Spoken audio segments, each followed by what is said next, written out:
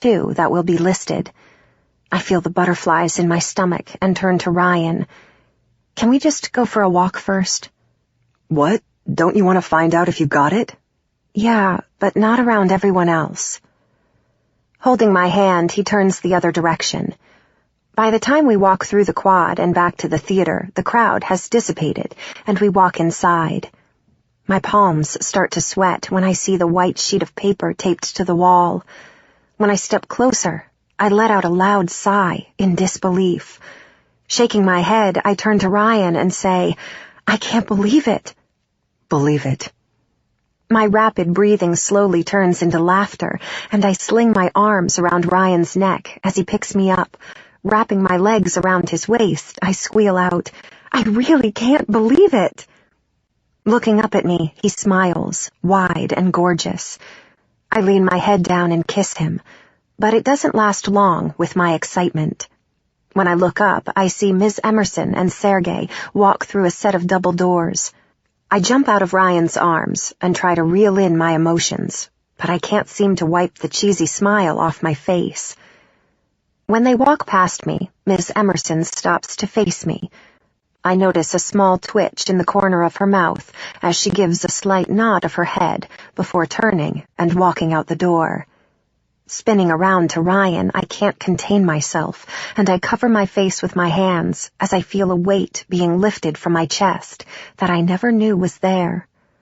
"Come over here," Ryan says, and I walk to him, straight into his embrace. "You're amazing, you know that?" Looking up at him, I confess, "Because of you." "No, babe, it's all you." Today has been a mixture of emotions, and after I finish brushing my teeth, Ryan slides his arms around my waist from behind and starts kissing my neck. We watch each other in the reflection of the mirror, and when I turn around to face him, he picks me up and sets me on the edge of the sink. Tilting my head back to look up at him, he says, "You're fucking gorgeous." He makes me laugh as he leans down to kiss me. My legs wrap around his waist, and I twine my fingers in his hair when he picks me up. When we fall into bed, he trails his kisses down my neck, and my body starts to shiver. He slowly pulls back and gazes down at me with an intensity burning in his eyes. Sliding my hand up his chest, I wrap it around his neck and pull him back to me. Our kisses are slow, and with a passion I haven't felt before. I thrust my tongue into his mouth and taste him, throwing myself into our kiss.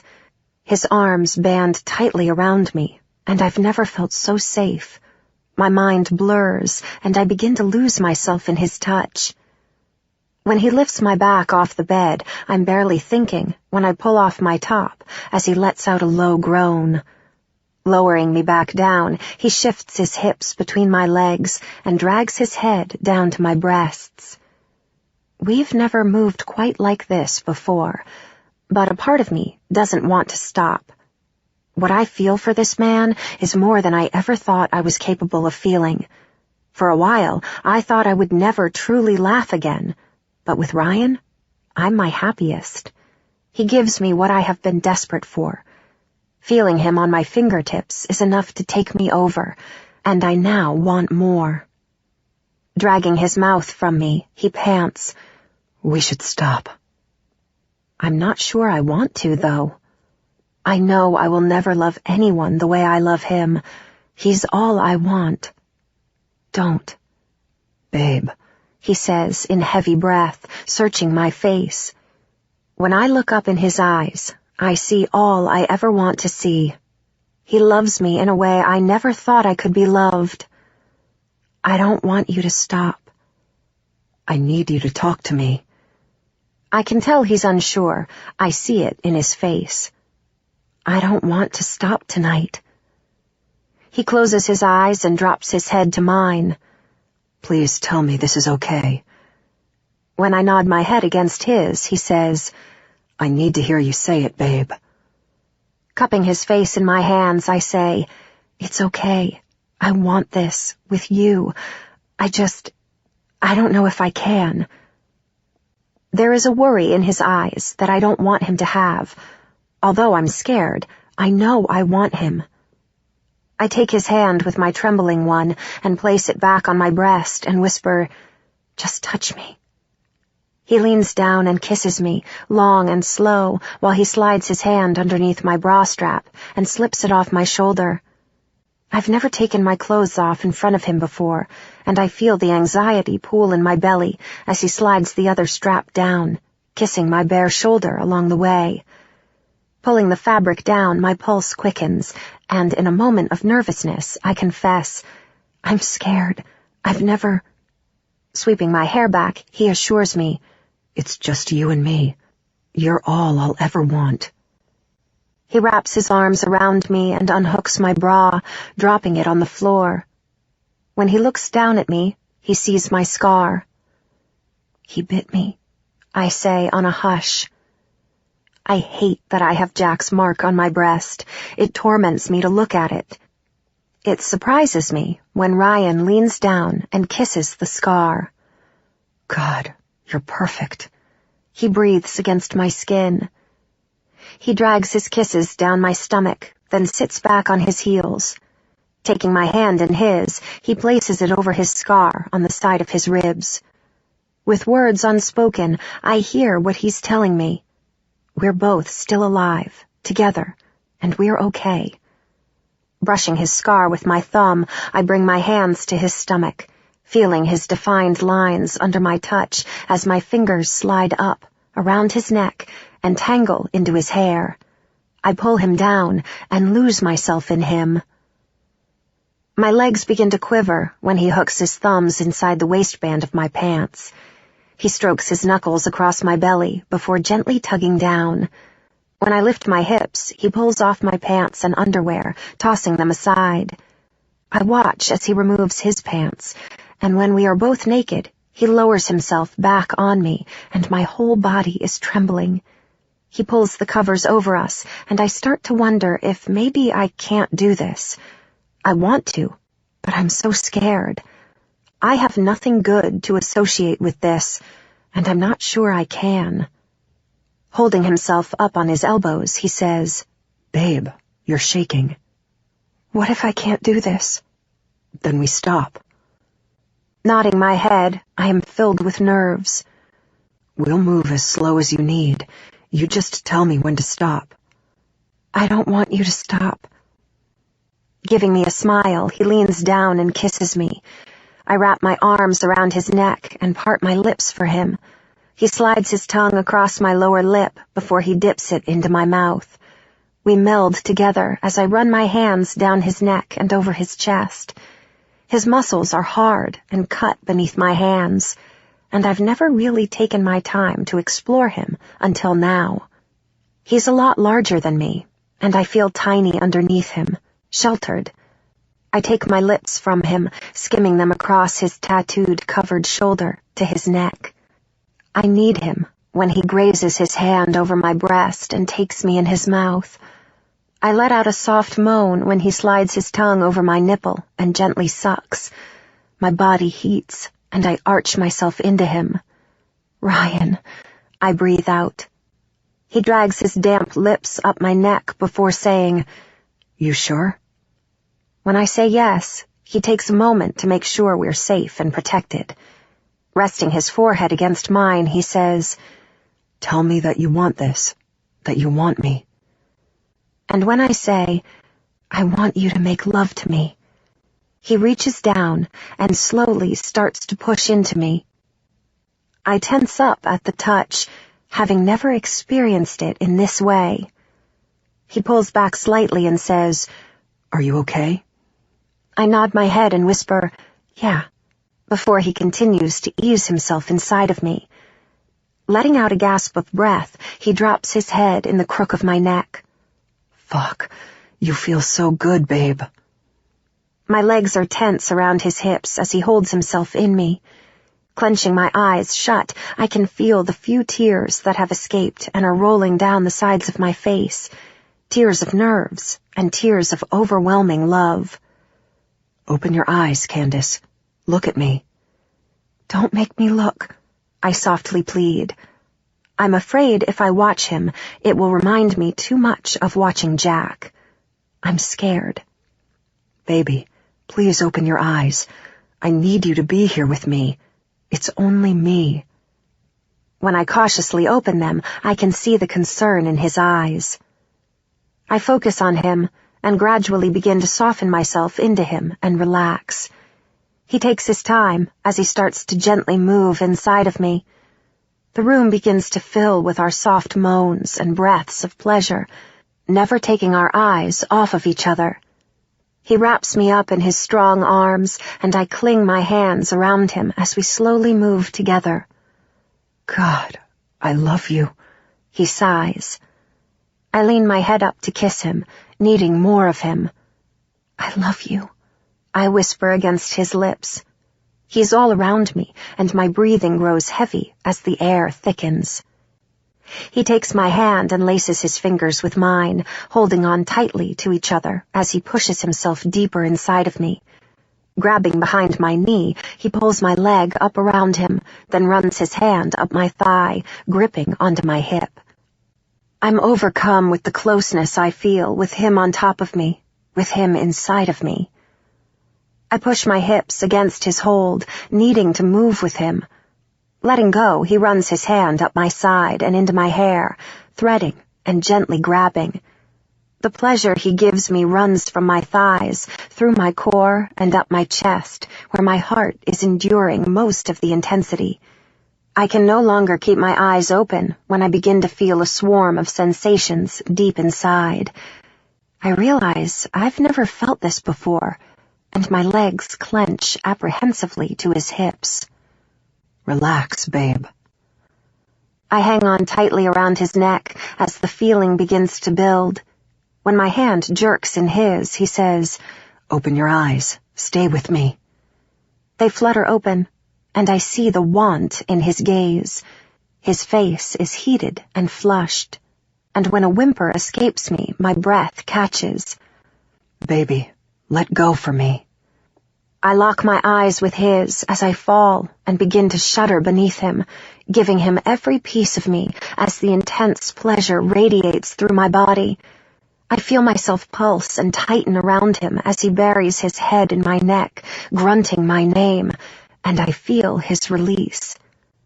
Wrapping my legs tightly around him, I try desperately to hold back the tears that are threatening. I'm completely overwhelmed with emotions. To me, that was my first time. He's what I have always needed. Being with him like this, together in this special place that only we share, I know I'll never love anyone the way I love him. When our breathing slows, he lifts his head and brushes my hair back. I can feel the tears roll down my temples. God, baby, what's wrong? He asks as he brushes my tears away with his thumb. I shake my head to let him know I'm okay. When I'm finally able to speak, I hand my heart over to him and bear, being with you, that's all I want. Dropping his head to mine, he confesses softly. You're the only one I've ever done that with. You're the only one I've ever made love to. And with that, I pull his lips back to mine. Chapter 32. Waking up, I am wrapped up in Ryan. Last night was incredible. Being with Ryan in a way I never thought I could. I gave him all of me and have left myself entirely vulnerable to him. When he tells me he will never leave me, I believe him. I gently ease my way out of his hold, careful not to wake him. I find my clothes that are strewn across the floor and quickly slide them on before walking to the bathroom. Brushing my teeth, I notice a necklace on the counter between the two sinks as I rinse the toothpaste out of my mouth. When I turn off the faucet, I pick up the thin, delicate silver chain that has a flat bar that horizontally connects the chain together. I see that the bar is etched with tiny letters that scribe, "And though she be but little, she is fierce." He had to have lain this here last night after I fell asleep, because I would have noticed it yesterday. Carrying the necklace in my hand, I open the door and see Ryan awake in bed. He smiles at me when I hold up the necklace. What's this? Well, it's definitely not a birthday gift, because that was 2 days ago. I can't help but laugh as I slip back into bed with him. I love it, I say as I hand it to him so that he can clasp it around my neck. When he does, he crawls over me, forcing me down on my back. He drops soft kisses along my collarbone and back up my neck to my ear, where he whispers, "Do you know how beautiful you are?" I softly moan. "You were amazing last night." Tangling my hands in his messy hair, I enjoy the shivers he sends through my body as he licks and kisses me while peeling off my clothes. Last night was a first for me, and I know Ryan was being cautious. But lying here with him now, I am calm under his touch. I know he senses it, and when he removes my pants, he softly nips his way up my thigh. I watch as he makes his way up my stomach, and when he peeks up at me, I grab his face and pull him up to my lips. He must have already been awake when I woke up, because I can taste the mint when I slide my tongue over his. When I graze my teeth across his lip, he pulls back and says, "All I want is you, every fucking piece." I melt into him and give him myself. We take our time now that my nerves are more settled and get to know each other in a whole new way. Ryan's lovemaking is slow and intent, and when we can't hold on any longer, we lose ourselves entirely to each other. Being curled up with Ryan in his sheets, I've never felt more secure. Folded up in his arms, we stay in bed for the rest of the morning. Ryan went into work this afternoon to take care of some things so that he could stay home tonight. While he's gone, I drive over to Jace's place to hang out for a while. I know I need to tell him everything that's happened since seeing him the other night. When I get there, Mark is there too. "Hey, what's up?" Jace says from the kitchen. "Not much. I'm so glad you're home. Ryan had to go into work for a few hours, and I had nothing to do." "Is he not working tonight?" Mark asks. "No, he's taking the night off to hang out at the loft." "So?" Jace hints. "What? You never called. Did you get the solo?" "Oh, God, I'm sorry I forgot to call. Yes, I got it." "That's awesome," Mark says. And when Jace walks in the living room with beers for all of us, he sets them on the coffee table before giving me a hug. "Congratulations, sweetie." "Thanks." "Is Ryan's mom still in town?" Mark asks, and then takes a swig of his beer. "No, she left yesterday. But hey, I have to tell you something, but you can't embarrass me and get all crazy, okay?" "Shit, this sounds good," Mark teases, and when I eye him, he says, "Sorry." "Promise, we both do," Jace says. "Okay, so last night—" "Holy shit, I knew it!" Jace yells. "What?" Mark and I ask in unison. "Oh, come on! It's written all over her face," he says to Mark while gesturing to me with his hand. Mark looks at me and gets a wicked grin on his face. What did I just say about embarrassing me? "Candace, you're always getting embarrassed. Spill it," Mark says with a hint of laughter. "Seriously, guys." "Okay, serious," Jace affirms. "I had no idea you were even thinking about going there." "Well, yeah, I mean, we love each other, and I've been wanting to, but I've always been too scared. It's not like I've had anything good to associate with sex." "So how do you feel about it now?" Jace asks. "Happy. He's what I've been missing my whole life." Leaning in, Jace hugs me and whispers, "He's lucky to have you." "Thanks." "So what kind of lover is he?" Mark asks with gossipy intent. "Mark?" I say in shock. "I'm not telling you." Jace starts to laugh, and when I narrow my eyes at him, he defends. "What? You know that Mark thinks Ryan is hot. He's not going to stop asking." Mark shrugs his shoulders, laughing. Gross, I say to him. Why's that gross? 'Cause he's my boyfriend. So? I let you sleep with my boyfriend, he says, tipping his head to me and lifting an eyebrow. That's different, I argue. Candace, it's not that different. Jace chuckles. Aren't you supposed to be on my side? Jace and Mark laugh at my childish remark, and I give them an equally childish eye roll. The three of us continue our playful bickering and hang out for a couple of hours. I never reveal anything to Mark, even though he keeps pestering me. Jace, being as level-headed as he is, just laughs at Mark's crooked curiosity.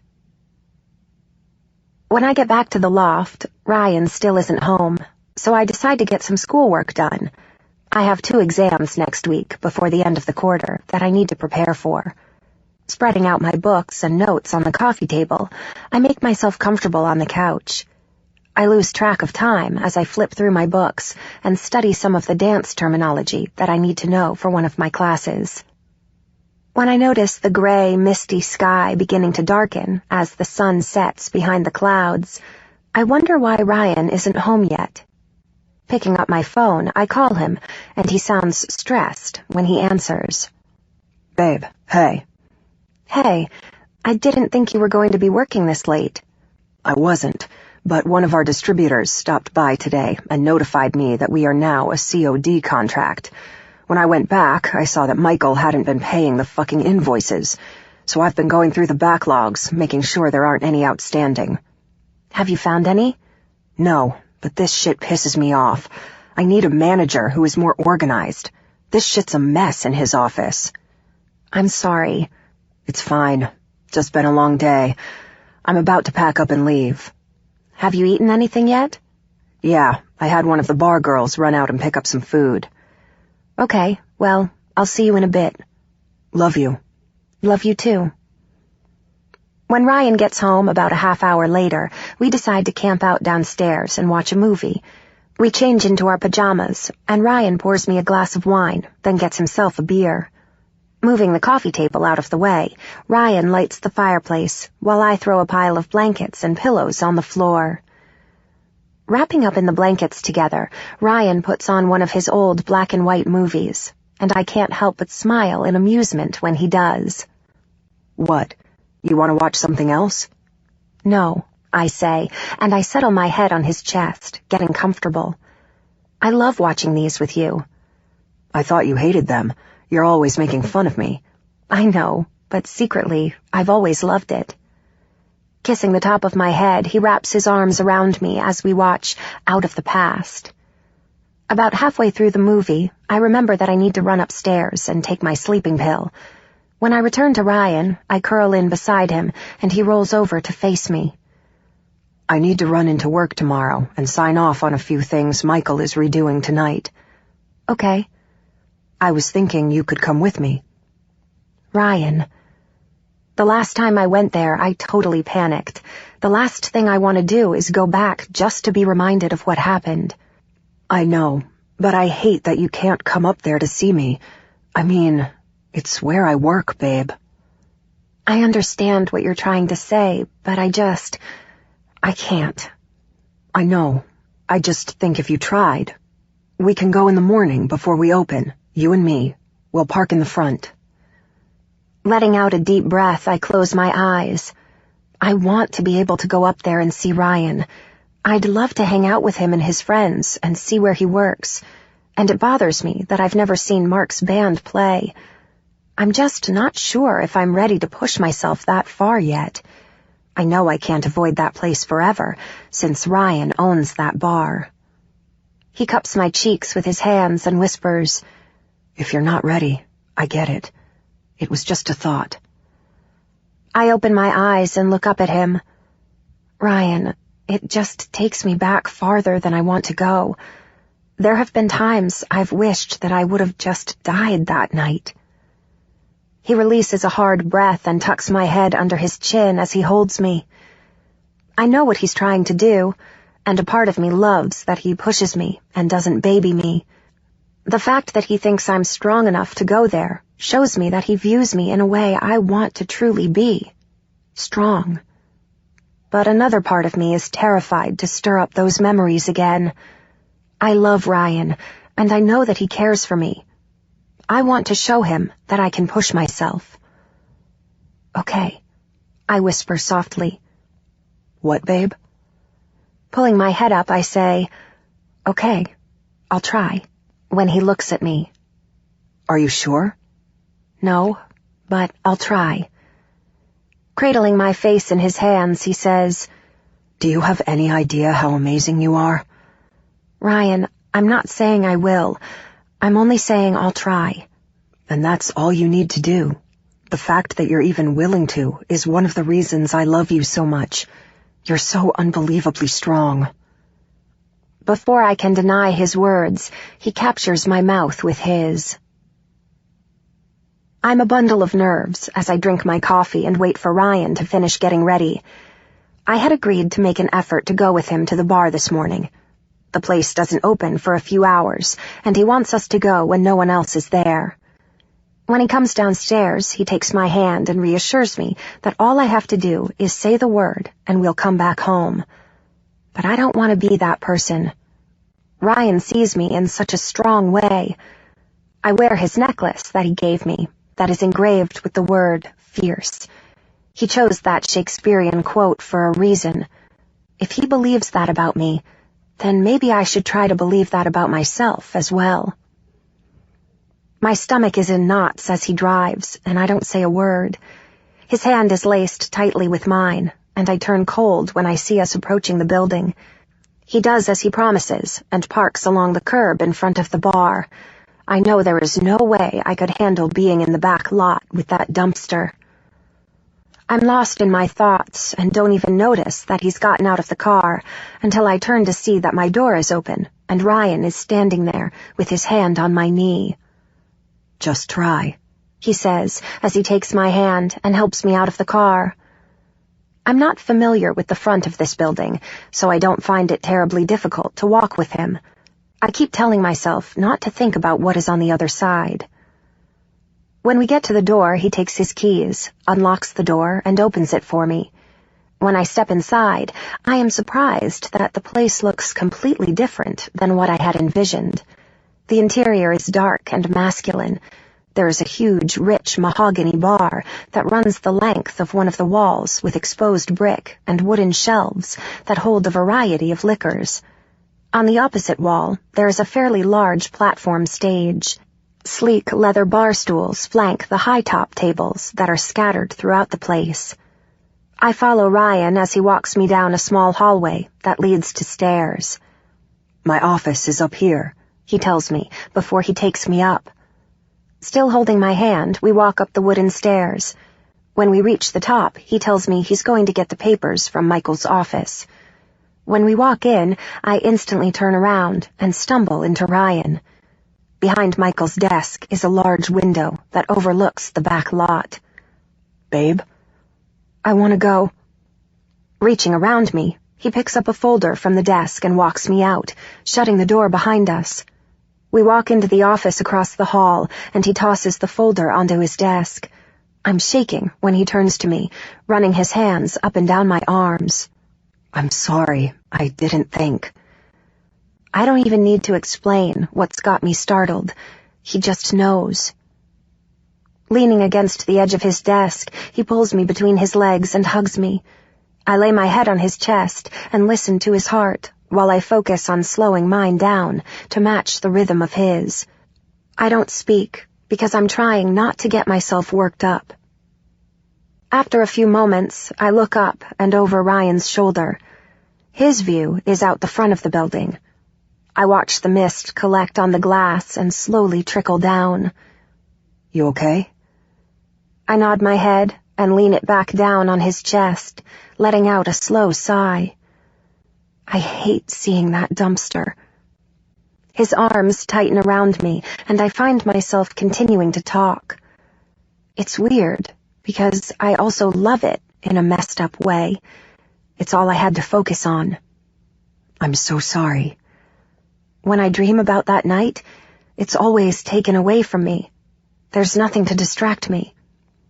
I wish I knew his name, he says with spite. Ryan has asked me once to tell him who the guy was, but I refused. I know he'd only kill him if given the chance. It doesn't matter anyway. What's done is done, and it can't be fixed. When I look up at him, his jaw is tightly clenched. Sliding my hand along his jawbone, I lift up on my toes to reach his mouth and give him a soft kiss. I hate that he feels this way. Helpless. He pulls me closer to him, and I feel him relax under my hand. I'm glad you're here, he says when he breaks our kiss. It isn't anything like I'd thought. How's that? I don't know. I didn't expect it to be so nice. I chuckle, realizing how rude that just sounded. Wow, thanks, babe, he says with mock annoyance. I smile up at him. No, that's not what I meant. I like it. I should have known it would be nice like this, by the way your loft is. It's okay. Let me just sign these papers and we can go, all right? Okay. I watch him as he stands over his desk and finishes signing the orders. I'm relieved that I can be here and not be having a total freak-out. Of course, we are here alone, which helps, but realizing that I can come here feels good. I don't fight the smile that starts to spread across my face. When Ryan sets his pen down and turns to look at me, he grins and asks, "What?" I thought this would have been a lot harder. Thank you for doing this, he says as he runs his hands down my arms. Thanks for pushing me. When we leave and get into his Jeep, I know I just did something huge. I did it, and I was okay. I've been avoiding this place for months, and it feels slightly empowering that I don't feel that same level of fear. It isn't completely gone, but it's a big step for me. Chapter 33. Why don't you come with me? Because I just rehearsed for an hour, on top of my 2-hour studio. I've also been getting painful cramps in my calves. When did that start? This week. I upped my calcium and have been using Tiger Balm, but I don't really want to put any more strain on my legs right now. Okay, well, I'll be back in a couple hours. I'm gonna run after I lift, he says as he's mixing his protein shake. I'm going to pop by Jace's while you're gone, since I won't see him much during the break. He takes a gulp of his shake, sets it down on the kitchen counter, and brings me into his arms. Text me when you're on your way back, so I can be here waiting for you, he says in a sexy low voice as he grabs my ass and sets me on the countertop. When he leans in to kiss me, I push against his chest. Don't kiss me after drinking that crap. What? He says as he chuckles. That stuff is nasty. I don't know how you can stand it. Laughing at me, he ignores my words and plants a big kiss on my mouth. I try to turn my head to the side when he kisses me, but his hold is tight, and my outburst of giggles makes me too weak to push him off. He tastes like chocolate dirt. Ryan, gross! He releases me, takes a few steps back, all the while laughing, and then picks up his cup and chugs the rest of his shake. Wiping my mouth with the back of my hand, I jump off the counter and jab my finger in his ribs as I walk out of the kitchen. He follows behind and locks up as we head out to our cars. See you later? He asks as he opens my car door for me. Yeah, I'll text you when I leave. Love you, babe, he says before he leans in and nips me on the neck. Love you too. I slide into my car and he shuts the door before I start backing out of the driveway. When I hit the elevator button in the lobby of Jace's apartment building, I'm caught off guard when the door slides open and Kimber is standing there. She looks equally shocked to see me. Stepping out, she says, "Hey, where have you been?" When I called Ryan to stay with him, I only planned on a week or two, but it's been over a month since he came over to help me pack my bags. With Ryan? You living with him now? No, I mean, kinda. I shake my head and gather my thoughts. Being honest, I tell her, I could tell you were upset after we talked, and I was upset too, so I thought I would give us both a little space. I didn't intend on being gone this long. Whatever, she says softly, as she hangs her head and looks to the floor. I guess it doesn't really matter. That's all she says before turning to walk outside. What are you doing here? Jace says when I walk into his apartment. Just thought I would stop by. You busy? No, he says as he scans my face. What's wrong? Upset from seeing Kimber downstairs, I let out a sigh and fall onto his couch. Was Kimber just over here? I ask him when he sits down next to me. I didn't want to say anything because I didn't want to upset you. Looking over at him, I say, I'm not upset. He cocks his head and says, Sweetie, I can tell when you're trying not to cry. You get all squeaky. Taking a deep breath and puffing it out, he continues, She texted me a few days ago, wanting to know where you were. When I called her, she was upset. I felt bad, Candace. She was my friend too, and I have felt real shitty about how I've treated her. I wipe the tears from my cheeks as I listen to him talk, and I feel like a horrible person for causing all of this. She asked if she could come over and talk. Candace, she's really upset. She misses you. Trying to stop the tears, I begin hiccuping back my breaths. Jace scoots over and wraps his arm around my shoulder. Do you think you could talk to her now? Be honest with her? I can't. Her boyfriend is in the same fraternity as Jack. What? How do you know that? He asks as he looks at me with surprise. I saw the Greek letters on his car one day. Did you say anything to Kimber? No, why would I? Are they friends? I don't know. I never brought it up because I didn't want to draw any attention to him.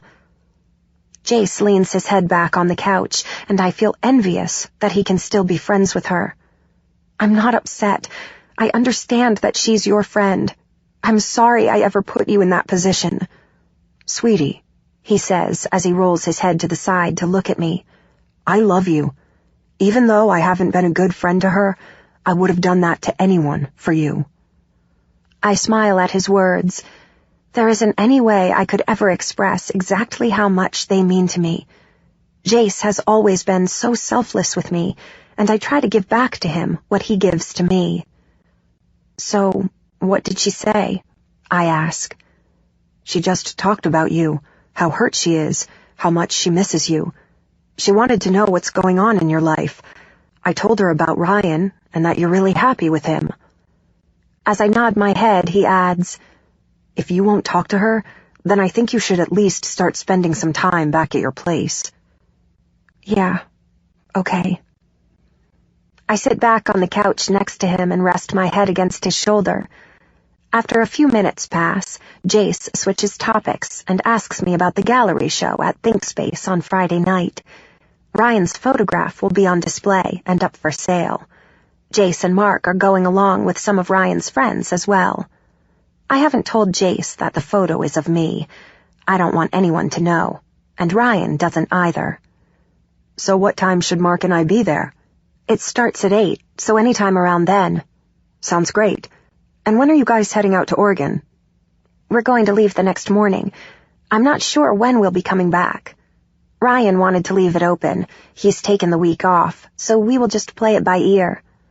Mark and I will be around, so when you get back, let us know. I will. Sitting up on the couch, I turn to look at Jace and say, Hey, you want to go down to Pete's and grab a coffee? We can walk around some of the shops. Yeah, let's get out of here. Give me a second to throw on another shirt. We spend the next couple of hours shopping around the vintage stores on Fremont after stopping at Pete's. While we roam around, I think about what Jace said.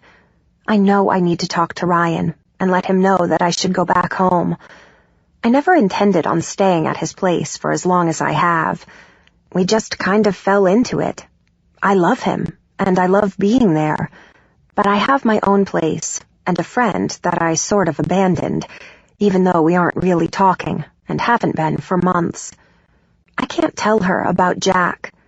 After telling Ryan, I don't ever want to go through that again.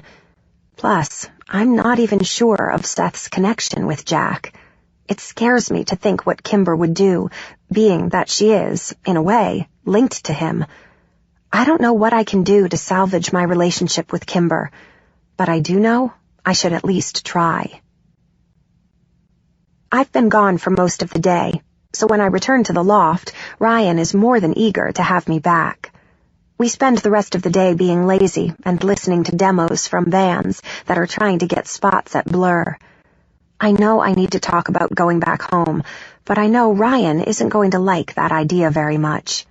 I've spent most of the evening putting it off. Ryan pulls me out of my thoughts when he says, "Something's been bothering me today." When I walk across the room to Ryan, who's sitting on the couch, he holds out his arm and tugs me down onto his lap. "I've never seen you dance." "Oh, yeah, I guess not. But you will in May when we have our production. You'll see me a lot. I have 3 ensembles plus my solo." "It just bothers me that there is a huge part of your life that I've never seen." "Well, I can grab some videos at the studio of past performances. They have also recorded some of our studios this year. Would that suffice for you, watching me on video?" Grabbing me behind my waist and neck, he flips me back onto the couch, and just before he buries his head in my neck, he says, "Nothing about you will ever suffice for me. I'm always gonna want more." So I give him more, right there on the couch. Truth is, I feel the same way. I don't think I'll ever get enough of him. Tonight, he's more playful with me, and being able to giggle while we make love, I realize that he's finally giving me pieces of myself that I have been missing for a long time. I relish in the closeness we have. Ryan wraps us up in a blanket as we lie in each other's arms on the floor. Stroking his hand lazily up and down my back, we chat about random nonsense and continue with our fun banter from this morning. But I know I need to be honest and talk to him about what's been on my mind all day. With hesitation, I say, "Ryan, I ran into Kimber today. She was leaving Jace's when I walked into his building." "Did you guys talk?" "She just asked where I've been, and I could tell she was hurt. Jace told me she reached out to him and that she's really upset." "I'm sorry, babe. I know how much this bothers you. Have you thought any more about talking to her?" Ryan and I had discussed Kimber the week before. He felt that maybe she wouldn't react the way I initially thought she would, since I'm in a better place now. If she could see that I was happy, she might be less likely to be reckless with her reaction. I agree with him, but I also didn't tell him about Seth being Jack's frat brother. I haven't told Ryan anything about Jack because I know how much he hates him and worry about what he might do if he ever found out. I just can't. I don't trust her enough to not do something. "I don't know what to tell you to do. Just try talking to her and see if you guys can move past this rift." "I think it would help if I went back home." "Candace." "Ryan, I was only supposed to be here for a week or 2. I never intended on moving in like this. But we are about to graduate, and I'd like to see if this is fixable. I can't do that if I'm not there." "I still want you here." "And I'll still be here, just not every night." He releases a deep breath and says, "Okay, we can go tomorrow and take some of your things back." Sliding my hand over his cheek, I tell him, "Thanks for understanding," before pressing my lips into his. The next day, Ryan helped me pack my things and take them back to my house. He insisted I leave some of my belongings at his place, so I did. It was strange being back home after being away for so long. Kimber was home when we got there, so I introduced her to Ryan, but they really didn't talk. Ryan wanted to stay here with me that night, but I thought it would be best if he didn't for the first night I was back. If Kimber was uncomfortable, I didn't want to make it worse. He wasn't happy with it, but he understood. Tonight is the gallery showing at ThinkSpace. I wanted to look nice, so I had gone out and bought a dress. Standing in front of my mirror, I smoothed down the sheer nude lace of my sleeveless pencil skirt dress. The lace is offset by the black satin underlay and has a bateau neckline. Although the necklace that Ryan gave me doesn't go with the dress, I wear it anyway. I love the quote, and that those words make him think of me, something I haven't thought about myself for a while. When he comes to pick me up, he has an effortless style about him that I find alluring. Ryan often dresses in simple t-shirts and dark jeans. Even though his closet is filled with nice dress clothes, he never wears them. But tonight, he wears dark charcoal slacks, a sports coat, and a white collared dress shirt, leaving the first few buttons undone. His clothes are tailored to him perfectly and accentuate his broad shoulders and chest that V down to his narrow hips. Ryan spends a lot of time in the gym, in addition to running, and his frame is near perfection. His dark hair is slightly messy, like he just ran his hands through it, but in a sexy way. "We need to skip this whole thing tonight," he says as he approaches me and slowly slides his hands from my neck to my shoulders, down my arms. He pulls me tight, grazes his nose up my bare neck, and kisses me behind my ear. Cinching up my shoulders from the ticklish spot he kisses, I laugh. "Ryan, stop!" "I'm serious. Fuck everyone. I just want to stay here with you," he whispers in my ear. "The deal was, if you got your picture accepted, then I got to go as your date, so whether you like it or not, I'm dressed and ready to go." "Okay, but tonight, you're sleeping in my bed. I didn't like not having you next to me last night." "Ryan." "I know, I get it. I understand the whole Kimber thing, but I'm taking you home with me tonight." I slip on my knee-length black wool coat before we walk out into the cold, misty night. When we arrive at ThinkSpace, a chic and contemporary art gallery in the heart of the city, I look over at Ryan and say, "I'm really proud of you, you know?" "Babe, the only reason that photo is on display is because you're in it. You're perfect." I don't even try to convince him of his talent, because I know he would simply deny it. So I let it be as we walk through the open doors. I immediately spot Stacy Keats, the woman that originally told me about this showing. "Candace!" "Stacy, hi," I say as I give her a hug. "That dress is amazing." "Thank you."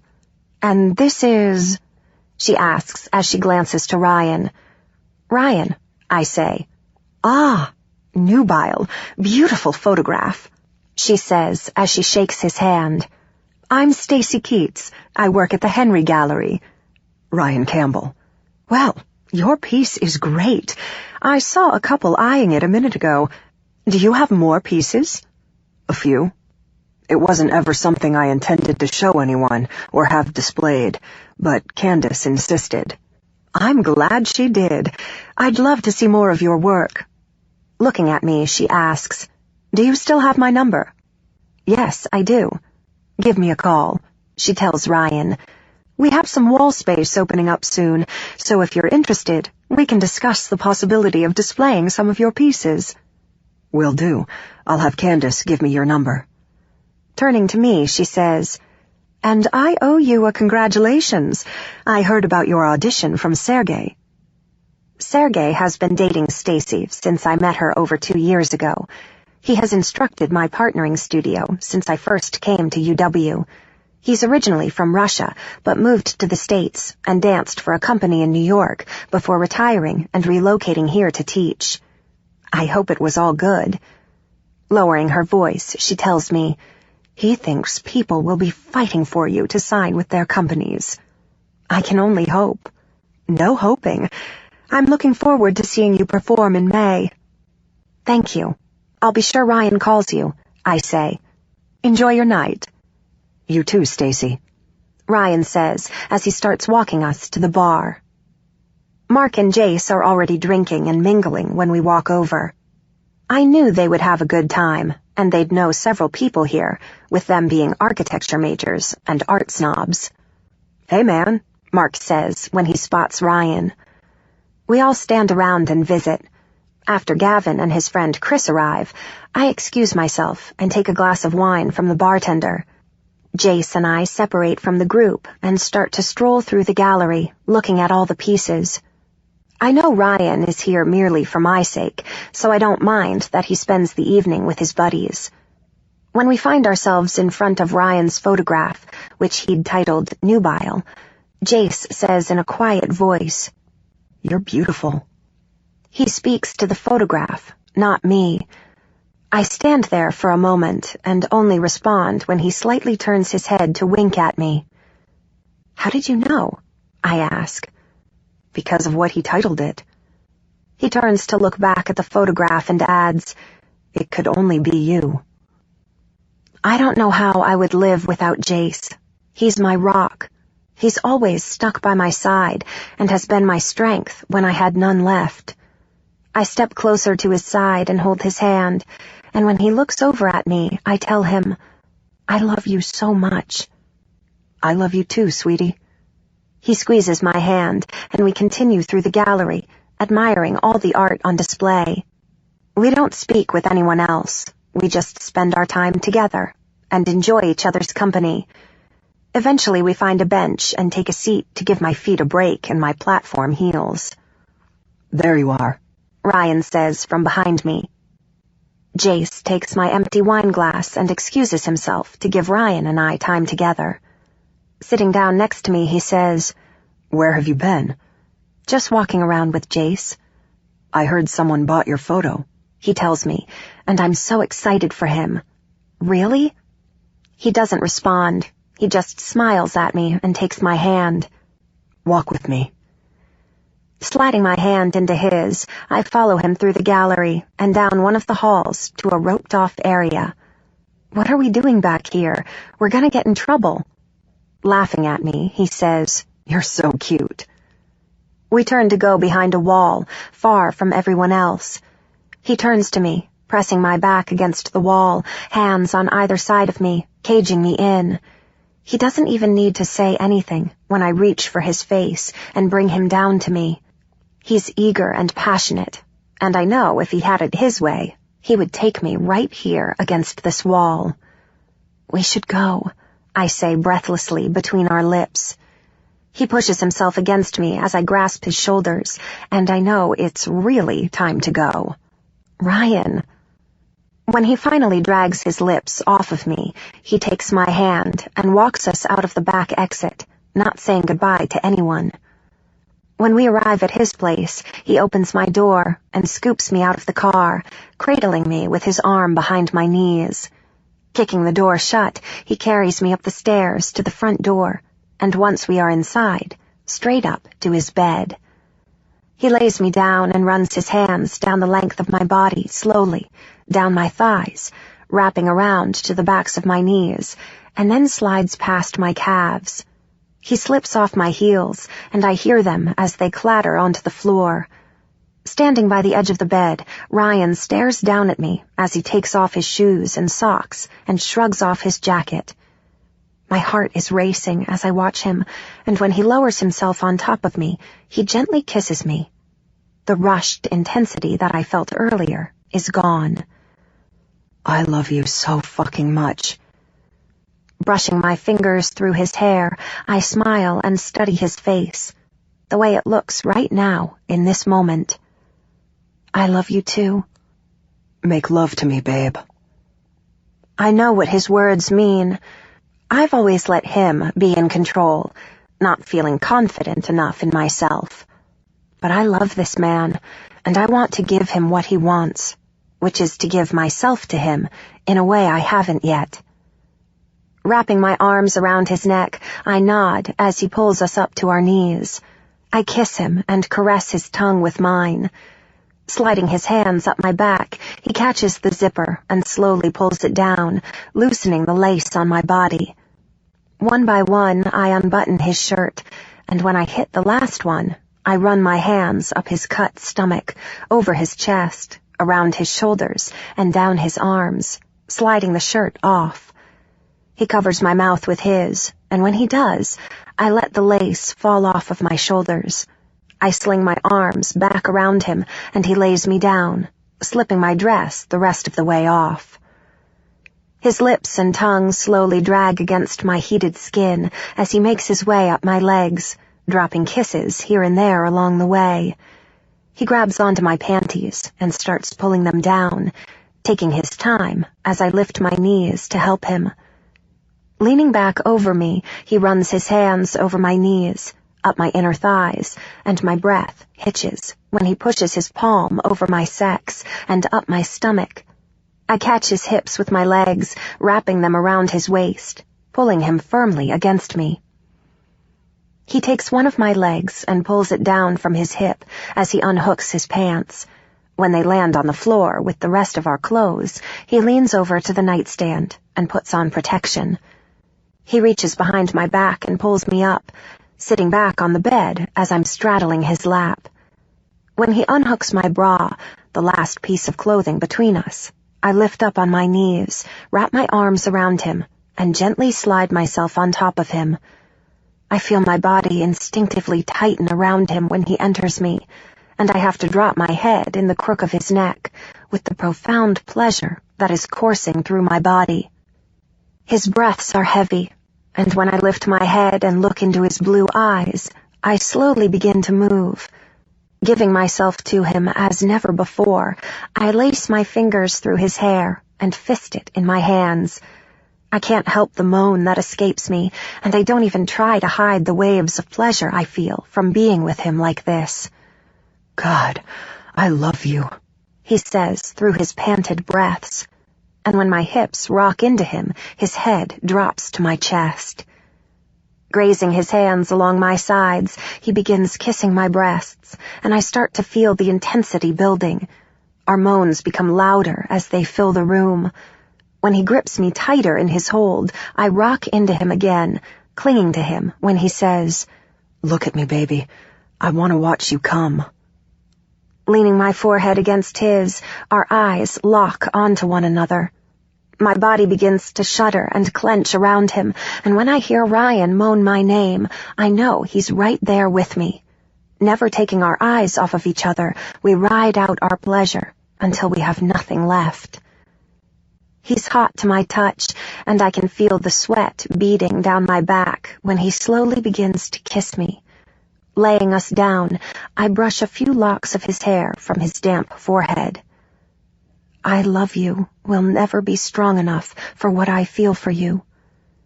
Pulling the covers over us, he wraps me in his arms, still inside me, and I know I'll only ever have this with him. I'll only ever want this with him. Chapter 34. I can't find shit in here, Ryan says from deep within my closet. He offered to help me pack, since I didn't get much sleep last night. I was so wrapped up in the moment that I forgot to take my sleeping pill, and I kept waking up all throughout the night.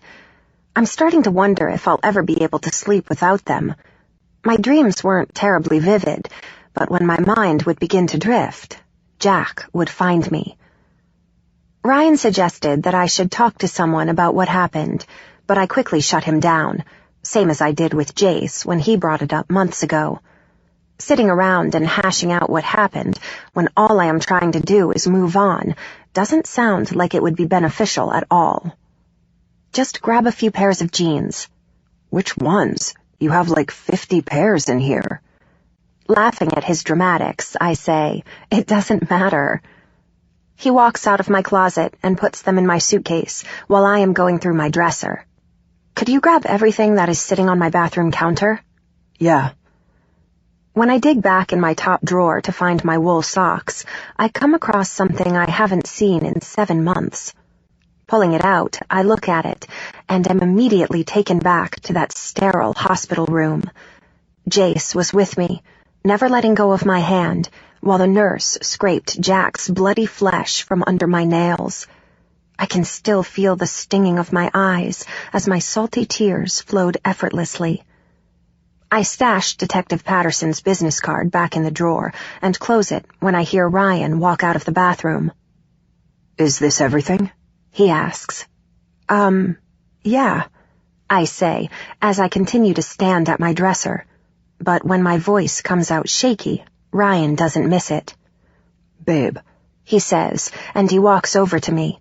Placing his hands on my arms, he continues, I'm sorry about last night. I should have made sure you took your pill. I don't correct him when he assumes my mood shift is due to my lack of sleep. No, it's not your fault. It's fine. Kissing my forehead, we move around my room and finish packing my bags. I put in my dance DVDs that I picked up from the studio the other day. Okay, I think that's everything. I zip everything shut, and Ryan grabs both bags off of my bed, and I lock up as we head out. I sleep most of the drive to Oregon, but Ryan wakes me up as he exits the highway. Where are we? I say, still groggy. Portland. Why? Because I want to stop by Voodoo Donut. I'm starving. Do we really need to drive all the way into the city to get a donut? I groan. Looking at me with all seriousness, he says, Yes. Giving him a half smile, I shake my head. We drive through the city, and when we find a parking space, we walk and get in the line that wraps around the building. Standing in line with a variety of sugar-crazed Portland hippies, we finally make our way inside the artsy grunge donut shop. I stand next to the glass display and stare at the insane donuts that rotate on the round trivets. I look over at Ryan and ask, You're really going to eat one of those? You are too. What do you want? None. Okay then, I'll pick for you. Shaking my head, still feeling tired, I let him choose for me. Looking down at me, he gets an evil grin and says, I'm getting you the cock and balls donut. Ryan! I elbow him in the ribs and start looking at the menu behind the registers. He's still laughing at me when the girl behind the register starts taking our order. I carry the pink box and set it on one of the tables outside. I pull out my donut that is covered in Fruit Loops, and Ryan takes his creepy voodoo doll-looking donut with a pretzel stick that is stabbed through the heart. I laugh at him when he bites off the head and winks at me. We take our time as we get wired on sugar and laugh together. When the light mist starts to thicken into heavier drops, I toss the remainder of my donut that I'm too full to finish, and we head back to the car to resume our drive to Cannon Beach. We get to his mom's house about an hour later, and it's close to dinner time. I am so happy to see Donna, and she is sweet enough to help Ryan unpack my bags when she sees how tired I am. Ryan explains to her that I had a rough night, and she goes downstairs to get me some hot tea. Running his hands up and down my arms, he asks, Are you hungry, babe? No, I'm just so tired. My head hurts, I say as I rest my forehead on his chest. Why don't you change and lie down? When I get into bed, Donna knocks on the door and sets the tea down on the nightstand, along with a couple of aspirin. Ryan said you had a headache. Thanks. I'm sorry to come and just crash. Sweetie, please, don't worry about me. As she closes the blinds, she tells me that Ryan is eating a quick dinner and will come up when he's done. I take the aspirin along with my sleeping pill, and after a few sips of the hot tea, I doze off. Waking in a haze in the middle of the night, Ryan is wrapped around me. I roll over to face him, and when I do, he begins to stir. Everything okay? He whispers as he tucks me closer to him. Mm-hmm. I weave my legs with his and close my eyes again, drifting easily back to sleep. How are you feeling? Donna asks as she sits down with me on the couch and hands me a cup of coffee. Much better, thanks. Hey, Ryan says as he comes down the stairs, already dressed for the day. Good morning, his mom says when he walks over and sits on the couch with us. So, you two are going to have the day to yourselves.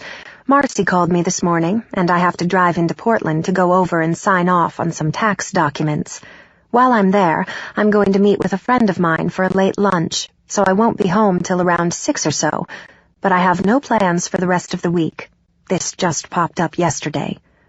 Don't worry about it, Mom. I was going to see if I could convince Candace to hop on a surfboard with me. What? I say, as I jerk my head to look at him. I just checked the weather, and the waves should be pretty good at the beach we went to the last time you were here.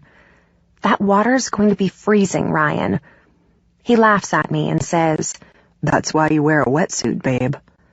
His mother interjects and says, Well, have fun with that, Candace. Dripping in playful sarcasm. I need to go get ready. I'll see you guys later tonight. Ryan and I head up to his room, and when I get out of the shower, I wrap a towel around myself to go grab some clothes. Fuck, babe, Ryan says as I walk into the bedroom. Don't start, I say, as I lay my hand on his chest, keeping him from coming any closer. Your mother is downstairs. I don't care who the fuck is downstairs when the only thing covering your wet body is that towel. That's why I'm getting my clothes. I quickly grab my clothes and run back into the bathroom before Ryan can strip the towel off of me. Once I'm dressed and walk back out, he says, Tori has an extra wetsuit in my closet that should fit you okay. What? Surfing. You and me. I'm fine with trying anything new, but that water is freezing. I promise, when you're in that wetsuit, you'll be fine. Tori loves to surf, so she has her wetsuit here and some swimsuits in my closet. When we get to Indian Beach, the wind is just as strong as the last time we were here. The mist is thick, and the skies are dark and heavy with clouds today. I grab one of the blankets that Ryan put in the car before we left the house and wrap it around me when I get out. Ryan unhooks the boards from the top of the Jeep, and we head down the wooden stairs to the wet and rocky beach. I stop and watch the rough waves as they crash along the shore. If ever there was a time I worried about breaking a leg, it's now. Holding out his hand for me, he says, Come on. I shrug off my blanket, toss it on the stairs, and follow him. Ryan, I'm going to hurt myself. He chuckles and says, No, you won't. That water looks rough. There's no way I'm getting up on that board. You're getting up, babe. When we get to the water, he drops the boards on the ground and starts telling me everything I hope I need to know to not kill myself. He shows me how to pop up on the board, and I have no problems showing him I am fully capable. I take the hairband from my wrist and tie my hair up on top of my head, as Ryan straps the cord around my ankle. When he stands up, he gives me a quick kiss and says with a smile, I fucking love that you're doing this. You know I'm willing to try almost anything, but don't get your hopes up. I don't think I'll be able to get up. Grabbing me and pulling me up against him, he leans down to my neck and says, If you get up, I'll get up for you later. And then starts sucking on my neck. I smack his arm and push him away as he's laughing. You're so gross. Pick up your board. Let's go, is his only response. I ended up having a pretty great time with Ryan in the water. When he wasn't trying to get frisky with me, I managed to get up on the board a few times. After several hours, we decide to head back to the house. I've been wrapped up in blankets since we got in the car to try and get warm again. When we get back to the house, I run upstairs to take a shower while Ryan makes us sandwiches. I turn the water on and step into the large glassed-in shower when steam begins to fill the room. My body is freezing, and even though the water is scalding on my skin, I'm still shivering. I close my eyes and let the water wash over me as it slowly starts to warm me up. I'm startled when I hear the door open. What are you doing? I squeal when Ryan closes the glass door behind him and wraps his arms around my waist. It's time to ante up, babe. Dipping his head under the running water, he pushes me against the cool wall and slides his hand back through his wet hair. Running my hand up and around his neck, he lowers his head to mine and kisses me. He easily pulls me up, and I wrap my legs around his waist, locking my ankles. The air is thick with steam, making my breathing labored as Ryan nibbles playfully along my neck and ear. I've been wishing that there was someone just like him, and now that he's found me, I feel like he has the power to pull me through this madness that has been consuming me. His wet hand lingers down my neck to my breast, and he presses into me harder. Dropping my head into the curve of his shoulder, I breathe, "I want you." "I don't have anything with me in here." "It's okay. I've been on the pill for a while. I trust you." He pulls his head back and gives me a confused look. "When did you get on the pill, babe?" "I've been on it. I got it." I drop my head for a second, and when I look back up at him, I tell him, "I got on it after what happened." He goes on to assure me that he's always been safe and that he's never had unprotected sex. I know he would never hurt me, and I trust him, so I don't hesitate when I reaffirm that I want him. As his bare flesh touches mine, a ragged breath leaves his chest. "Fuck, babe, you feel so good." I love knowing I can give this to him, that he can have me completely, with nothing to separate us. We proceed to spend a lengthy amount of time in the shower, making love to each other. After we eat lunch, we decide to spend the rest of the day being lazy in bed. I pull out the DVDs that he had asked for, and as we lie in bed, we watch a production from last year. I show him the 2 ensembles that I had lead placements in, and one of my duets with Maxim. As he's watching one of the ensembles, where I have a standout solo, a hint of a smile appears, and for some reason, that tiny gesture has the biggest effect on me. I scoot down in the bed and nestle my head on his chest as he watches me dance. "I don't know shit about dancing, babe, but you're amazing," he says as he continues to watch. I can't help but laugh at him and wrap my arms snugly around his stomach. When the clip changes to my duet, I know it won't take him too long to make one of his possessive comments, so I close my eyes and just wait for it. Is all I hear him say for a while, and then it comes. "I don't like that dude's hands all over you." "Ryan, his hands have to be on me for all the lifts." "His hands are on you for more than just lifts, Candace." A giggle escapes me, and he says, "I'm serious, his hands are all over you." "He's gay." "I don't give a shit. I still don't like it." He is really unbelievable, but I love him all the same, so I simply laugh it off. When the video ends, he tells me again and again how amazing I am, then proceeds to tell me how incredibly turned on he is, so we get a little playful before opting for a nap in the middle of the day. Having this time to be with him like this is making the thought of graduation that much harder. I love him, and I'm pretty sure I would never move away from him. I push all that aside for the moment and simply relish him.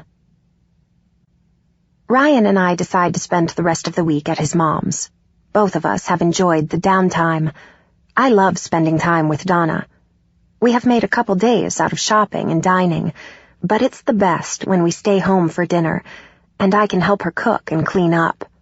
It feels very comfortable and normal, and I crave that feeling at this point. Ryan took me surfing again, and another day we took his Jeep to Long Beach in Washington. We had fun driving up and down the sand along the water. We spent the day out there, building a small fire pit and wrapping up in blankets. I could have spent hours in his arms, staring out at the ocean. I can't help but feel like part of his family when I'm with him and Donna. I'm sad to be leaving today, but so happy we got to have this week together. As I'm finishing getting ready in the bathroom, Ryan is packing our bags. When I slip on my sweatshirt, my jeans tug down enough so that I can see a hint of my heart. I don't like what this tattoo reminds me of, and for some reason, I don't think Ryan likes it either. I've never asked him, but sometimes when we make love, he covers it with his hand. I shift my pants down slightly to look at it in the mirror. I've considered having it removed, but I've never done anything to look into what that would involve. When Ryan opens the door, I quickly yank my shirt down and turn to face him. Cocking his head, he questions, "What are you doing?" "Nothing." He steps over to me and places his hand over mine, which is still holding onto my top. He only looks in my eyes as he lifts my hand and exposes the heart. I know he's curious, so I admit, I don't like it. He lowers my hand and shirt. Why? Because it's not me. I was trying to be someone different, and it only led to bad things. He looks confused and asks, What do you mean? I got it in a moment of rebellion, I guess. It was stupid, really. I got it and started acting foolishly, which led to, Ryan stops me so I don't have to finish. I get it, but babe, nothing you did led to that. I can't look at him, because I know if I'd never behaved that way, if I'd never led him on, it wouldn't have happened. When I walk out of the bathroom, he follows and grabs my arm. Wait, you know that, right? When I look at him, I know he can read it all over my face, and by the look on his face, he hadn't known that I felt the way I do. Come here, he says as he sits on the side of the bed and pulls me next to him. Tell me you don't think that. The way he says his words almost make me feel stupid. Like somehow I don't understand, but I do. When I don't speak, he says, Babe, there is nothing you could have possibly done to deserve that. My throat begins to tighten when the tears come, and I begin to get upset at myself for showing this weakness. I shift away from Ryan and begin choking back breaths to stop the crying, which is actually making it worse. He pulls me back to him, but I keep my head turned away. Shit, babe. I had no idea this is how you felt. My voice trembles when I say, Please, don't. I need you to talk to me about this. You have it all wrong. What that guy did was fucked up, babe, and you didn't do shit to deserve what he did to you. I don't even bother trying to stifle the tears, and I'm pissed that I can't hold myself together. I yell at Ryan through my cries. You don't get it, Ryan. What I did was stupid, and I completely led him on. It wasn't right, and I knew it, but I did it anyway. What the fuck could you have possibly done? Because I know you, Candace, and I know you couldn't have led him on that much.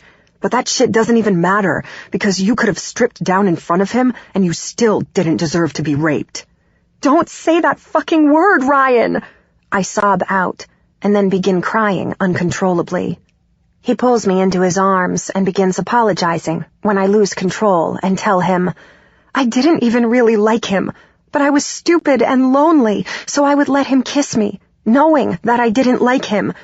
And I fucking hate my mother for this, because if it wasn't for her being such a bitch, I never would have gone out with him. Ryan tries to get me to stop, but I continue. You just don't get it. I did lead him on, and I pissed him off. I never should have acted like that. I should have just been honest.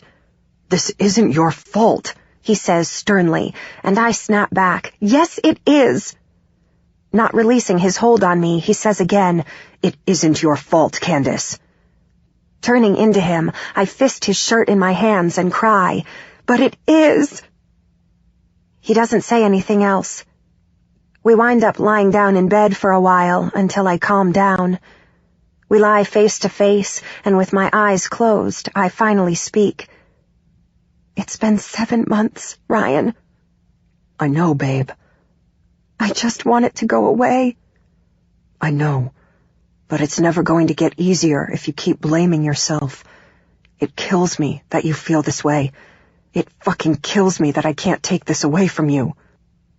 I close my eyes for a while, and when I feel myself start to drift, I ask, Can't we stay another night? Anything you want. Chapter 35. On the drive back to Seattle, Ryan suggests that we talk to Jared to see about changing the tattoo. He thinks that it will help if I don't have to look at the heart every day just to be constantly reminded about everything. Give the tattoo a new association. I hold Ryan's hand the whole drive home, feeling like I need him close. I hate that he saw me so weak when I try to be so strong. I push myself so much with him, and then last night, I fell apart. I know he loves me regardless, because he has never wavered, but I want to prove to him that I'm not this sad, pathetic girl, but I'm as fierce as he believes. When we get back to my house, he carries my bags in for me. Since we didn't come back yesterday like we had planned, Ryan has to go into work tonight. Feeling a little needy, I tell him I don't want him to go. Baby, I have to. It's Saturday night, and I've been gone all week. I fold myself into his arms and stay quiet. Come with me, he says, and when I look up at him, I ask hesitantly, what? You don't even have to be around everyone. Stay with me in my office. Knowing how he just saw me last night, I know what I need to say. Okay. He's right. I can just be with him and not around all those other people. I went there the other week, and I was fine. I can do this. I need to do this. Really? The stunned look on his face tells me he wasn't expecting the response I just gave him. The look makes me smile, and I'm glad I don't have to be alone tonight. Just park in the front, okay? Of course. You'll finally get to hear Mark play. Oh, I didn't even think about that. Could you do me a favor? Sure. They've been kinda embarrassing me lately with things. Could you just text them or something and tell them to not make a big deal about it? Smiling at me, he holds my face and kisses me hard with intent. Keeping his hold on me, I let him control the connection, and when it's broken, he says, I love you so much. You're always surprising me. As we walk into Blur, Ryan has a firm grip on my hand. When I was here the last time, it was empty, but tonight, it's packed. I never expected this many people to be here. Where's Max? Ryan shouts to someone I can't see. I feel really overwhelmed with the amount of people in here, all of whom tower over me. I wrap my free arm around the arm that is holding my hand and hold tightly onto him. Right here, boss. A low voice calls from behind us. Turning around, I come face to face with an extremely large man with a shaved head, wearing a black shirt that reads Blur in white. Ryan shouts over the noise. Max, hey. This is Candace. Max looks down at me, and the warm smile that covers his face doesn't really match his overwhelming appearance. Whereas Ryan is muscular, with long, strong, athletic cuts, Max is big, bulky, and very intimidating, but he has a soft smile. Nice to finally meet you, he says, and shakes my hand. Nice to meet you too, Max. I have to practically yell. You want to help us get upstairs? Ryan says. Probably noticing the tension written all over my face, Max says to me, Not good with crowds? I shake my head, and he puts his arm around me, tucking me tightly to him, with Ryan still holding my hand on my opposite side as he pushes his way through everyone. Feeling a bit uncomfortable with the closeness of being in Max's hold, I cling myself tighter to Ryan. He looks down at me, and all I know to do is give him a slight shake of my head, and by the look in his eyes, I know he understands what I'm trying to tell him. When we get to the back stairs, Ryan tells Max, Thanks, man. No problem, boss. Let me know when you guys are ready to come down, okay? Yeah. We walk up the stairs, and when we get into his office, he asks, You okay? I nod my head when he assures me, Max is a good guy. I've known him for years.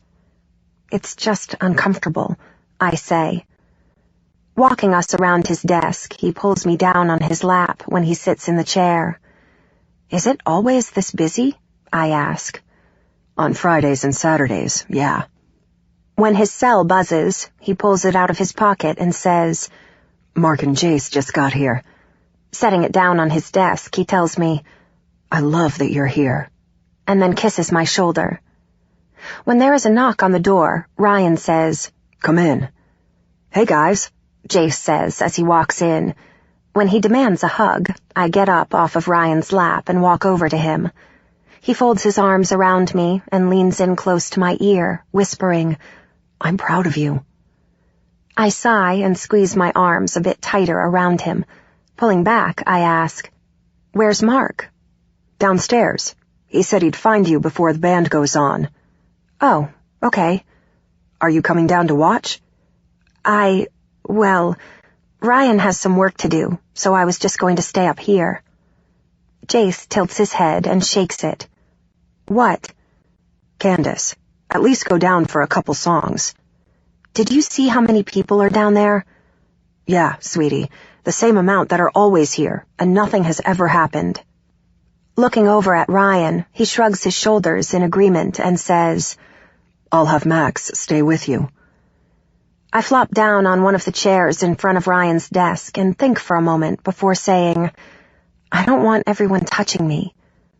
"If Max is with us, trust me, you'll have breathing room."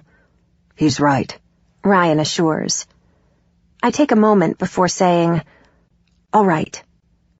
Ryan smiles at me as he picks up the phone and pushes some buttons before saying, "Hey, Mel, send Max up to my office." I turn around when the door opens and Mark bounds in excitedly. "Hell, I thought it was a lie. I can't believe you're here." "Tone that shit down," Ryan says to him as I stand up and give Mark a hug. "I just wanted to see you before I go on. You coming down?" "Yeah." "Awesome. Well, I gotta go. Love that you came." He leans down, kisses my forehead, and then heads out at the same time as Max walks in. "Hey, Max, Candace is going down with Jace. I don't want you to leave her side. Got it?" "What about the door?" "I'll get Chase to take care of it." Ryan gets up from his seat and walks over to me. "You want me to come down with you?" "No, it's fine. I haven't talked to Jace all week, so—" "Are you okay with Max?" "Yeah, it'll be fine." Even though it makes me uncomfortable, I know Ryan is protective over me and wouldn't leave me with anyone that's less than completely trustworthy. "Okay, let me take care of a few things, and I'll come down in a bit." Nodding my head at him, he leans down to kiss me. When we walk out into the hall, Ryan calls for Max to come back into his office. "Stay here, I'll be right back," he tells me, and then walks into Ryan's office and shuts the door. It's only a short minute when he walks back out and leads me back downstairs into the throngs of people. Holding me safely under his arm, he moves us across the busy room, and I see him nod his head at some people who are sitting at a table. They quickly grab their drinks and free up the seats for us. "Shit, Max, why have you never helped me out like that before?" Jace jokes. "Because you're not the boss's girlfriend," he responds with a condescending kiss in the air. I laugh at Max as he sits down next to me, and Jace leaves to go to the bar and grab some drinks. "So how long have you worked here?" I ask. "About 3 years. Ryan and I go to the same gym, so we were friends before he hired me." "Here we go," Jace says when he returns with a bucket of beers. Popping the top for me, he hands me a bottle. Max sits silently beside me as Jace and I start talking about this past week. I tell him everything that we did, and we talk a little about Donna when Mark's band takes the stage. When they start playing, I am impressed with their sound. It reminds me a lot of the Silver Sun pickups. "They're really good," I yell over at Jace. "Yeah, I know. I knew you'd like them," he yells back. We continue to sit there and drink our beers while listening to the band. I can't believe it took me so long to come here. I feel happy and relaxed being here with Jace and finally getting to hear one of my closest friends play. The room is chaotic and noisy, and I have no concept of time. But when I feel Ryan's arms wrap around my waist from behind, I know I've been down here for a while. He nuzzles my neck and gives me a nip before saying, "You having fun?" "Yeah, I had no idea how good they were." "They've really been bringing in the crowds since they started playing here. Been trying to figure shit out because they aren't sure if they are still going to play after this summer. A couple of the guys are graduating with Mark, so we'll see." A girl in a tight black tank top with the word Blur written across her chest, like Max's, approaches the table with a beverage tray in her hands. She sets the tray on the table, and while she is placing our empty bottles on it, she says, "So this is the girl that finally took you off the market," while looking at me. She doesn't give my stomach a chance to knot up when she gives me a warm smile. "I'm Mel." She reaches over to shake my hand and continues, "It's great to finally put a face to the name. Ryan never shuts up about you." She laughs as she rushes away, not giving Ryan a chance to say anything. He leans down to my ear and tells me, "She's worked here for years. You'll like her." When I give him a side stare, he says, "Don't worry, she's married." I shake my head and turn my attention back to the stage as I lean back in Ryan's arms. It feels good to finally be here in Ryan's world. It's always felt weird to me to not be involved in such a big part of his life. I guess it must be the same way he felt about never seeing me dance. Finally being able to link these two missing pieces, I feel more connected to who he is. For the past several weeks, Ryan has been good with me only staying with him a few nights a week, and although he complains, I know he understands. Kimber and I still don't really talk that much, but she has asked about Ryan, and I have opened up to her a little about him. She is still dating Seth, even though she says it's not too serious. She told me he was accepted into graduate school at UCLA, so there is no reason for her to get too attached. She's convincing when she says that they are both just having fun together at this point. I talked to Roxy the other day about changing my tattoo. She wanted to know why I wasn't happy with it, so I just told her that I wanted it to be more of a reflection of who I am now. She didn't really understand, and of course, I didn't expect her to, but I came to the decision to simply have the heart shaded in. I didn't want to add to it to make it any larger than what it already is. I like that it's tiny. I didn't realize until I fell in love with Ryan how full my heart could actually be. So having the empty heart on my hip filled in only makes sense. Ryan loved that idea and went with me yesterday to get it done. I was a nervous wreck, the same as I was when I first got it. Jared was quick and it didn't hurt too bad. Ryan held my hand through the short process, and now I have a solid black heart instead of the empty outline. Even though it's the same, it feels very different to me. I love Ryan for helping me transform something that was filled with such bad memories into something that now makes me happy when I look at it. I think of him when I see it, and I love that he was able to give that to me. While I was going through my drawers and getting rid of old clothes, I ran across Detective Patterson's card again. I held it in my hands and thought about how I first met Jack and how quickly it spun out of control. I'm not even sure if too much time has passed to call. Not that I would call. I don't really know what to do about it all. I have always just assumed I would leave it be and move on. But then the thought crept into my head that if he did that to me, then he has the potential to do it to someone else. What if he already has done it to someone else? What if I wasn't the first? What if there is a girl out there just like me? I wondered if he was seeing anyone, if he had a girlfriend now. She has the right to know what kind of guy she's with. But the thought of having people know what happened to me, having to talk about it, I'm terrified it could break me. Even though Ryan assures me that I did nothing wrong, I still feel responsible for sending Jack over the edge and leading him on. After a while, I give up on thinking too much about it all and slip the card back into my sock drawer. If I was going to do anything about it, I should have done it already. I need to just let it go. But for some reason, I can't bring myself to throw the card away. Chapter 36. Ryan and I jog up the steps of my house after our morning run. It's still early out, and the sun is just starting to rise behind the gray clouds that blanket the city.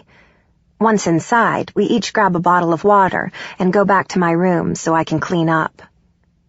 Shutting the door, he walks up behind me and starts planting kisses on the back of my neck. I reach up and wrap my hand behind his damp neck. His kisses make me shiver, and he grazes his lips over my ear and says, "I want you in your bed." It may sound weird, but we haven't ever had sex in my bed. But then again, Ryan rarely spends the night here with me, and the few times that he has, Kimber was home, and it made me feel uncomfortable with her in the next room. But she is gone this morning, and the way his kisses are affecting me, I don't want to say no. Turning around in his arms, I start tugging up his shirt. He reaches over his head and pulls it off at the same time I take mine off. We stumble over to the bed, and when we collapse on it, we are a tangled mess, fumbling to get each other's clothes off. Running my lips down his neck and along his broad shoulders, I taste the salt on his skin. I knot my fingers in his sweaty hair and pull him down on me. My body bows into his when he grinds his hips into me, pushing himself deep inside me, and we begin to move together. Reaching behind my back, he pulls us onto our sides, and I wrap my leg around his waist, pulling him closer to me. We lie face to face, flushed and panting, as he grips tightly onto my thigh. We don't speak, and with our foreheads connected, we keep our eyes locked while he takes his time with me, never rushing, never in a hurry. I'm alone for the day while Ryan is at work. Tonight, Blur is hosting a concert for one of Gavin's bands, and they are expecting a huge turnout. I agreed to go, since Mark and Jace will also be there. My car is still over at Ryan's house from last night. When we left for our run this morning and found ourselves here, I told him I didn't need to go back for my car. I would just stay here for the day. It's nearing the end of April, and I decide I should start sorting through my belongings and slowly start packing. I still don't know where I'm going, but with graduation a little over a month away, I need to start getting organized. New York has always been my dream, but I know I'll never be able to leave Ryan behind. I'll never want to leave him. Plus, Seattle has produced many world-renowned dancers and choreographers. Pacific Northwest Ballet is here in Seattle and is internationally recognized as one of the elite. Even if they're not interested in me, I know if I stay here, I can still have a successful career. After I pack up a box of books, I start thinking more and more about Ryan and how I never thought I would have what I found with him. Jack destroyed everything in me, and to be able to trust someone again is something I didn't think would ever be possible. Is it selfish of me to not want to save someone else from that theft? I know that it has probably been too long, but maybe I should just call and get some information on what could be done. Hell, for all I know, I could even remain anonymous, but I will never know if I don't call. Opening the top drawer of my dresser, I fish out the card that I was given now 8 months ago. I keep telling myself that it's just a phone call. I just want to ask some questions. Picking up my cell, I swipe the screen and with nervous fingers dial the number while my heart beats at an insanely rapid rate. After several rings, I am half relieved when I get the detective's voicemail. I leave him a quick message with my name and number and set the phone back down. All of a sudden, I consider the possibility of Jack finding out. If I did do anything, would he come after me? Would he try and hurt me? I resolve that it's probably best if I don't say anything. I shouldn't be calling and talking to Detective Patterson. I really do need to move on and just let it be. Babe, you ready? Yeah, I just need to grab my jacket, I say as I walk back into my closet. So, it's going to be busy. A lot busier than the past few times you've been. You sure you're okay with that? I mean, if it's too much, then I can always go upstairs until you're ready to leave. He takes my hand and laces his fingers through mine, pulling me to him, and suggests, "Or we could just stay here and break in your bed a bit more," as he nuzzles my neck. I smile at the memory of being with him this morning and give him a kiss. I think we should go now and break in the bed later. Nipping my lip, he walks us out to his Jeep. When we pull up in front of the bar, there is a line wrapped around the building. Max spots us from the door and is standing next to me when we walk in. The music blasts through the bar as Ryan and Max lead me to the side of the bar that curves around to the back wall. We told Mark and Jace to meet us here and see them waiting for us. When we approach them, Gavin and several of Ryan's friends are there as well. Jace orders me 2 shots, and I feel relaxed over in the corner with our group of friends. We all drink and laugh, and eventually Mel comes by to chat with me a bit, while the guys are busy talking about things I couldn't care less about. Mel has always been really sweet to me. She's a little older than I am, and reminds me a lot of Roxy. Her husband is a drummer for a band that just got signed to a label in LA. I've only met him once when he was in town during a break in recording his album. She decided to stay here in Seattle so that she could have the support of her family instead of being alone in LA, where she doesn't know anyone. Personally, I think she isn't too happy in her marriage, and that's why she stayed. A few hours later, the band returns to the stage after taking a short break and begins to play a cover of Imagine Dragons' Radioactive. Ryan tells me he needs to run upstairs to grab some inventory sheets to give Mel before we leave. Holding my hand tightly, he tries to lead us across the bar. The door has been busy, so Max is back at his post outside. Bumping shoulders through the crowd, Ryan wraps his arm around me and we slowly walk through the swarm of people. I stumble a little when I suddenly spot Kimber out of the corner of my eye. I had no idea she was even here. My body jerks and freezes when I think I'm seeing things. Running his nose along some girl's neck when he turns his head back to the stage, I know I'm not losing it. I see Jack's face. My vision begins to tunnel as panic shrieks through me, and I start tugging in the opposite direction that Ryan is going, pulling back against his arm that is around me. My eyes are locked on Jack, who doesn't see me from across the room. "What are you doing?" Ryan hollers over the crowd as I keep stumbling back. When he shifts his body, I fall out of his hold and tumble onto the floor. In shock and terror, I keep trying to shuffle back when Ryan picks me up. He turns to see what I'm staring at and looks back at me as I attempt to turn my back and run. He grabs me around the waist, not letting me escape, and leans over my shoulder, yelling over the music. "Babe, what's wrong?" Trying to peel his grip from me, all I can do is shout, "It's Jack!"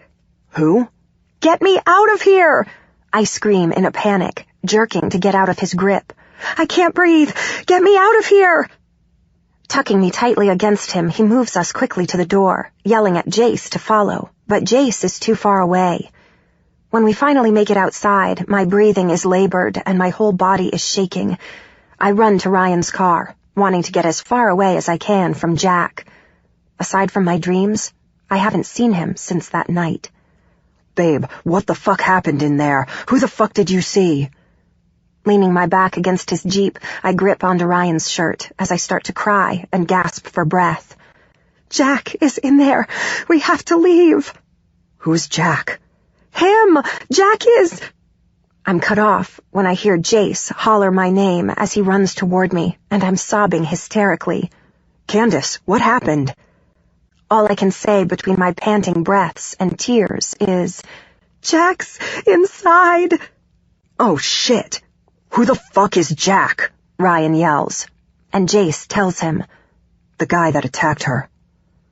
Ryan snaps his head to me, grabs my shoulders, and says in a low, stern voice, "Get in the car. Now." He reaches in his pocket and hands his keys to Jace and yells, "Get her in the fucking car." And then he takes off back to the bar while I sob uncontrollably. "What's going on?" I hear Mark ask Ryan as they pass each other. Ryan says nothing as he goes through the door. Jace turns around and yells at Mark to go in after him. "What the hell is going on?" he asks. "Jace, he'll kill him!" I cry out, and he turns back to Mark. "Jack is in there. Ryan's gonna fucking kill him." "Shit!" Mark yells as he starts to run back in, and I see Max following right behind. "Jace, you have to go get him." "Sweetie, get in the car," he says softly. "What? No!" I thrash in his arms and wail when he wraps his arms over mine, locking them down, and lifts me up into the Jeep. He stands outside the car with the door open, and I lower my head to my knees and cry. Rubbing my back, he assures me that Mark's going to get him. My mind is racing, and I can't seem to focus on anything in particular aside from what Ryan is doing inside. I cry as Jace keeps reassuring me and trying to calm me down. When I hear Ryan's voice, I sit up and watch him as he walks over. His hands are covered in blood, and blood is splattered across his face. When he walks past Jace, he quietly demands, "Keys." Jace hands them over and quickly leans in to kiss me and says, "Call me." I nod as he closes my door, and I turn to look at Ryan as he gets in the car. He doesn't say anything, and neither do I. He starts the car and begins to drive. His jaw is clenched hard, and his breaths are slow and heavy. Ryan's grip is tight on the steering wheel, and his knuckles are cut open and covered in blood. Neither one of us speaks the whole drive to his loft. His breathing has slowed and softened by the time he shuts off the car. My tears haven't stopped flowing. Getting out, he walks in front of the Jeep to my side, opening my door. When I shift myself to face him, he drops his head to my lap and grabs onto my hips. Weaving my hands through his hair, I fist them closed and lean my body over his. I know he's crying when I feel his back begin to heave. I let go of his hair when he pulls back. The pain in his eyes is almost unbearable. Wiping my thumbs across his cheeks, I brush the tears away from his bloody face. I look over him, and I know it has to be Jack's blood, because Ryan doesn't have a scratch on him. I don't ask what happened, because I don't think it really matters. He takes my hand and walks me inside and up to his room. While he's in the shower, I grab my purse and take my sleeping pill. I can't stop crying as I change into a pair of his boxers and a t-shirt and wait for him in bed. He walks out with a towel slung around his waist and goes to throw on his boxers. Getting into bed, he scoops me in his arms as I continue to cry. All I can see is Jack. He's there when I close my eyes. He's there when they're open, staring into the darkness of the room. I cry because I don't know how to get him out of my mind. I just need to be close to Ryan, to feel safe, and to know everything will be fine. I lay my hand on his cheek and turn him to me. Pressing my lips against his, I pull back for a moment and whisper, "Make love to me," before kissing him again. "Baby, you're crying." "I don't care." I bring him to me and begin running my kisses down his neck. Ryan doesn't move, so I pull away and look at him. "Kiss me." "Candace, you're upset." "I need to be close to you right now. I want to get him out of my head, and you're the only one who can do that for me." He rolls on top of me and lets out a sigh, resting his head against mine. "Are you sure, babe?" "Yes," I say, through the tears that won't stop. I cling tightly to him as he slips his hand under my shirt and squeezes my breast while kissing my neck. I reach down and tug on his boxers, just wanting them off. "Candace." "Please, Ryan." He pulls down his boxers, and I lift my hips so that he can remove mine. I quickly pull off my top, and when he slides into me, I close my eyes, letting the tears seep out. Ryan has a thing about watching me when we make love, but tonight he never asks me to open my eyes. I cling to his body as he pushes into me unlike any time before. Without words, he continues to thrust inside of me until we both find our release. When he rolls off of me,